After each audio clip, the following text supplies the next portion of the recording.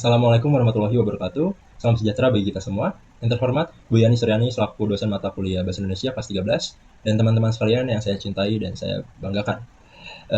Izinkan saya memperkenalkan diri saya terlebih dahulu. Nama saya Yaskil Andreas Merangkir. Saya dari jurusan Teknik Geodesi dan Geomatika dengan NIM 1512411.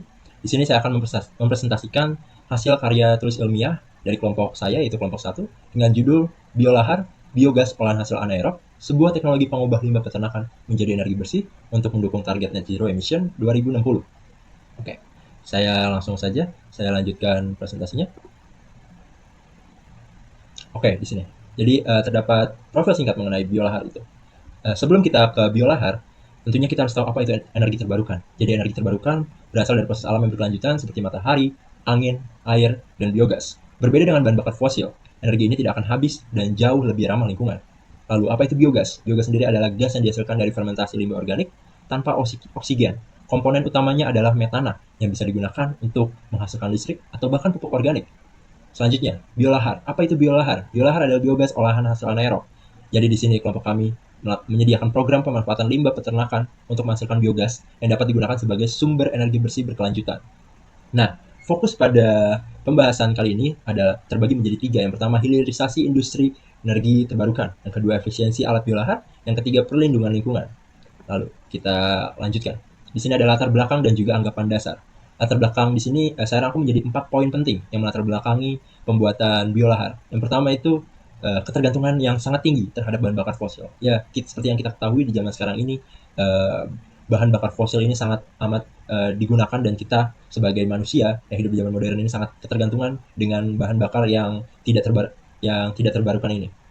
Nah, bahan bakar yang tidak terbarukan ini hampir semuanya ini akan menyebabkan atau dapat mengakibatkan pencemaran lingkungan seperti emisi gas rumah kaca. Ya, bisa kita ketahui emisi gas rumah kaca di saat ini itu sangat meningkat dan juga perubahan iklim adalah contoh nyata dari emisi gas rumah kaca. Selanjutnya ada kotoran ternak. Nah, di sini kotoran ternak memiliki potensi besar, namun pada saat ini belum termanfaatkan dengan optimal. Dan yang terakhir, Indonesia menetapkan target net zero emission tahun 2060. Dan di sini ada anggapan dasar selanjutnya. Anggapan dasar di sini adalah dasar pijakan atau landasan bagi kelompok kami untuk melakukan proyek atau melakukan karya ilmiah biolahar ini sendiri. Selanjutnya di sini ada rumusan masalah dan juga tujuan penelitian. Di sini rumusan masalahnya dibagi menjadi 3. Yang pertama, bagaimana potensi limbah kotoran sapi di wilayah Lembang itu dimanfaatkan sebagai bahan baku biogas. Yang kedua, bagaimana cara kerja alat sederhana pemroduksi biogas dari limbah ternak. Dan yang ketiga, apa manfaat sosial dan lingkungan dari penerapan alat ini, terutama bagi masyarakat peternak di Lembang. Dan di sini ada tujuan penelitian. Tujuan penelitian di sini adalah untuk menjawab ketiga rumusan masalah itu sendiri. Selanjutnya, di sini ada teknik pengumpulan data dan juga metode penelitian. Di sini digunakan 4 teknik pengumpulan data. Yang pertama ada studi pustaka, yaitu mencari referensi ilmiah dari buku, jurnal, dan lain sebagainya. Yang kedua ada studi kasus, menganalisis kebutuhan dan potensi di Lembang. Dan juga yang ketiga ada uji prototipe, yaitu pengujian alat biogas sederhana. Dan yang keempat, pembuatan produk yang meliputi perakitan dan juga implementasi alat. Di sini ada 3 metode penelitian. Yang pertama metode eksperimen, melakukan eksperimen atau pengujian langsung alat itu sendiri. Yang kedua studi literatur dan observasi, menggabungkan studi literatur dan juga observasi lapangan. Yang ketiga ada validasi data uji. Di sini validasi data didapatkan dari hasil uji coba sistem biolahar. Oke, jadi setelah kita mengetahui biogas, lalu kita lanjut ke konsep dari biolahar itu sendiri. Di sini inti dari konsep biolahar ini adalah mengubah kotoran sapi menjadi gas metana melalui proses fermentasi. Nah, konsep awal dari proyek ini sebenarnya bertujuan untuk menciptakan suatu prototipe sederhana pembangkit listrik berbasis energi terbarukan dari biogas. Namun, dalam pelaksanaannya di lapangan, ini sistem ini belum mampu menghasilkan volume dan kualitas biogas yang memadai untuk mencapai tahapan konversi energi tersebut. Oleh karena itu, fokus dari proyek ini kemudian disesuaikan menjadi sekedar memproduksi dan menguji gas biogas yang terbentuk, sekaligus mengevaluasi efektivitas fermentasi dalam skala kecil. Itu teman-teman. Nah, di sini ada alat dan juga bahan yang kita gunakan. Alatnya terdiri dari 14 alat dan juga terdiri dari 10 bahan yang kita gunakan dalam proses pembuatan alat biolahar itu sendiri, bisa dilihat. Lalu ada parameter keberhasilan. Di sini kita gunakan 2 parameter. Yang pertama itu indikator tekanan gas berhasil mendeteksi tekanan. Yang kedua dapat memproduksi biogas. Oke, selanjutnya teman-teman. Di sini ada desain biolahar dan juga desain Arduino. Di sini dapat kita lihat dari desain biolahar itu sendiri ya. Pertama, itu alat dan bahannya itu dari galon air atau digester dan juga cat hitam. Gunanya untuk apa? Untuk menghambat cahaya masuk. Terus juga ada air dan juga ada EM4, air tebu, selang kecil yang bisa kita lihat itu di atas dari galon itu sendiri terdapat selang. Lalu di sini fermentasi dilakukan dalam galon tertutup dengan E4 dan air tebu sebagai katalisator. Nah, gas hasil fermentasi ini dialirkan melalui selang menuju pressure transmitter. Ya, di sini bisa kita lihat dari sistem Arduino-nya itu sendiri, di desainnya itu. Ini desain Arduino ini kita bisa dapat kita katakan sebagai indikator tekanan. Jadi sistem monitoring tekanan menggunakan Arduino Uno, sensor pressure transmitter, LCD alarm, dan juga power bank sebagai sumber daya. Sensor ini nanti akan membaca tekanan gas dan mengirimkan data ke Arduino untuk ditampilkan pada LCD. Nah, alarm akan berbunyi teman-teman. Alarm akan berbunyi jika mendapat tekanan. Nah, sistem ini memastikan tekanan gas cukup sebelum digunakan. Lalu ada proses pembakaran. Nah, jadi gas metana ini dialirkan melalui selang yang ujungnya disiapkan korek api,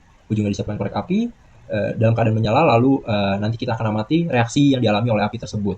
Jadi seperti itu cara kerjanya ya teman-teman. Jadi hasil dari uji coba prototipe biolahar yang telah kami lakukan yaitu pertama, gas mulai terbentuk secara signifikan pada hari ke-10 sejak fermentasi dimulai. Yang kedua, kombinasi antara kotoran sapi, air tebu, dan E4, wow, ini mempercepat proses fermentasi. Yang ketiga, terjadi penggabungan pada digester atau galon yang tadi itu, menunjukkan akumulasi gas itu terjadi. Yang keempat, suhu lingkungan dan kelembapan itu turut memengaruhi kecepatan fermentasi. Yang kelima, proses berlangsung optimal pada kondisi anaerob dan juga suhu ruang yang stabil. Nah, hasil deteksi sensor dan alarmnya bagaimana? Apakah bekerja? Nah, jadi di sini sensor tekanan ini mampu mendeteksi tekanan gas yang meningkat secara bertahap. Nah, data tekanan itu ditampilkan dalam bentuk analog pada LCD berbasis Arduino. Nah, ini juga berhasil nih teman-teman. Lalu alat juga berhasil berbunyi. Nah, alat yang berhasil berbunyi ini menunjukkan bahwa gas biogas berhasil diproduksi dan terakumulasi dalam wadah. Sebaliknya, pada unit fermentasi yang tidak berhasil membuat alat berbunyi, kemungkinan ini terjadi error ya teman-teman. Errornya ini bisa disebabkan oleh kebocoran atau masalah dalam komposisi bahan dan lain sebagainya. Nah, hasil uji nyala gasnya ini, gas yang dihasilkan diarahkan ke api menggunakan selang penghubung. Muncul semburan api kecil saat gas diuji, menandakan keberadaan gas metana. Nah, tapi belum terbentuk nyala api yang stabil karena komposisi metana yang digunakan masih dalam kategori rendah. Nah, hal ini menunjukkan bahwa waktu fermentasi perlu diperpanjang agar hasil lebih optimal. Uji nyala gas berfungsi juga sebagai verifikasi visual atas keberhasilan fermentasi. Jadi singkatnya itu biolahar ini berhasil menunjukkan bahwa limbah ternak dapat diolah menjadi energi gas. Yeay, berhasil teman-teman. Yang kedua, sistem sensor dan deteksi menambah nilai fungsi dan keamanan alat. Yang ketiga, alat ini bekerja sesuai prinsip biogas sederhana yang dapat direplikasi masyarakat tentunya. Namun, karena keterbatasan utama terletak pada volume gas dan kadar metana yang dikategorikan masih dalam tahap uji coba, yaitu masih rendah ya teman-teman. Perlu adanya sistem pemurnian dan peningkatan skala alat untuk hasil yang lebih optimal. Jadi seperti itu hasilnya teman-teman, hasil uji coba. Lalu apa dampak lingkungan dan sosial? Nah, ini juga perlu kita perhatikan nih, sangat penting ya teman-teman. Jadi di sini terbagi menjadi 4 poin penting dampaknya ya, yang bisa disimpulkan, yaitu yang pertama mengurangi limbah dan pencemaran lingkungan. Ya, ini sudah pasti dengan adanya biolahar ini akan mengurangi limbah ternak dan juga mengurangi pencemaran lingkungan seperti sungai-sungai tadi. Lalu yang kedua, masalah sumber energi terbarukan. Ya, ini juga sudah pasti teman-teman. Karena berasal dari biogas, sudah tentu alat ini, biolahar ini akan menjadi sumber energi terbarukan yang bersih dan juga berkelanjutan nantinya. Yang ketiga, menghasilkan pupuk organik dari sisa fermentasi yang bisa digunakan dalam perkebunan atau pertanian nantinya. Yang terakhir ada memperkuat ekonomi masyarakat peternak. Nah, karena biolahar ini banyak sekali manfaatnya, ini tentunya juga bisa memperkuat ekonomi masyarakat di kawasan peternakan teman-teman. Bisa menjadi nilai guna dan juga bisa menjadi nilai ekonomis. Begitu. Nah, selanjutnya apa kebaruan novelty dari alat biolahar ini? Nah, ini penting dalam karya ilmiah yang penting untuk kita bahas. Jadi kebaruan dari alat biolahar ini yang pertama, integrasi sensor tekanan berbasis Arduino Uno dalam sistem produksi biogas. Yang kedua, desain alatnya ini sederhana ya teman-teman, dan terjangkau untuk skala rumah tangga. Jadi harga alat dan bahannya pun murah, dan ini dapat direplikasi di masyarakat juga teman-teman. Yang ketiga, integrasi pemanfaatan limbah dan energi ramah lingkungan. Jadi di sini bisa kita lihat sekarang ini walaupun sudah banyak yang peduli akan lingkungan, namun integrasi dari alat atau integrasi dari sistem untuk mencegah pencemaran lingkungan dan juga mencegah emisi gas rumah kaca ini sangat sedikit bisa kita lihat ya teman-teman. Maka di sini biolahar mampu mengintegrasi pemanfaatan limbah dan juga energi ramah lingkungan. Solusi ini akan tepat guna bagi masyarakat peternak di wilayah terpencil. Jadi begitu kebaruan dari alat biolahar, teman-teman. Nah, jadi kesimpulannya apa nih? Setelah kita uji coba, prototipe, setelah kita studi kasus, setelah kita analisis, jadi apa kesimpulannya? Kesimpulannya ini limbah kotoran sapi di wilayah Lembang ini memiliki potensi besar nantinya.